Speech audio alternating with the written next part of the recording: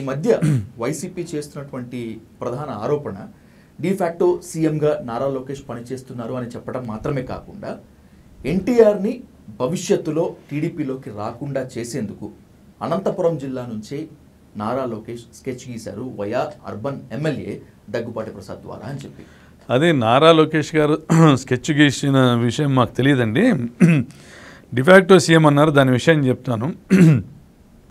ఈరోజు దిగిపోతావా, రేపు దిగిపోతావా, నా కొడుకును ముఖ్యమంత్రిని ఎప్పుడు చేస్తావు అనేసి చంద్రబాబు నాయుడు గారికి ఇంట్లోనే పెద్ద సెగ తగులుతూ ఉందనేసి ఒక వార్త ప్రచారంలో ఉంది. వాస్తవం అయితే నాకు తెలియదు. నారా భువనేశ్వర్ గారా?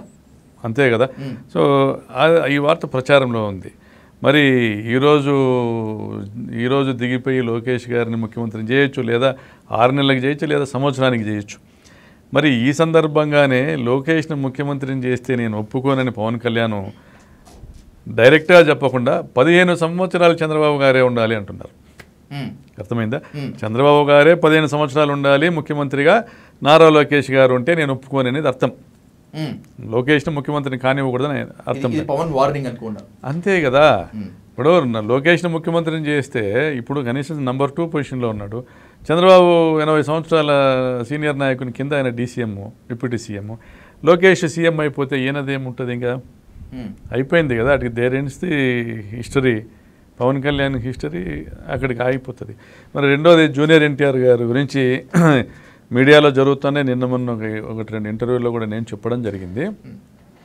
జూనియర్ ఎన్టీఆర్ నందమూరి తారక రామారావు గారి వారసుడు. ఎవరు అవునన్నా కాదన్నా హరికృష్ణ గారి కుమారుడు. నందమూరి తారక రామారావు గారు మెచ్చిన మనవడు. ఆయన తర్వాత ఆయన పేరు సినీ పరిశ్రమలో నిలబెట్టినవాడు. ఆయన వాగ్దాటి కలిగినవాడు. నందమూరి తారక రామారావు గారి పోలికలు కలిగినవాడు. స్ఫురద్రూపి. తాతగారంటే గౌరవం కలిగినవాడు. వీళ్ళందరూ గౌరవం ఉన్న వాళ్ళు ఎవరున్నారో కొడుకులు అయితే మాకైతే తెలియదు. ఆయనకి ఎంతమంది కొడుకులు కూతుర్లు ఉన్నారో, రామారావు గారి మీద ఏ గౌరవం ఉందో అందరం చూసాం. లక్ష్మీపార్వతి గారు అనేక సందర్భాల్లో చెప్పారు.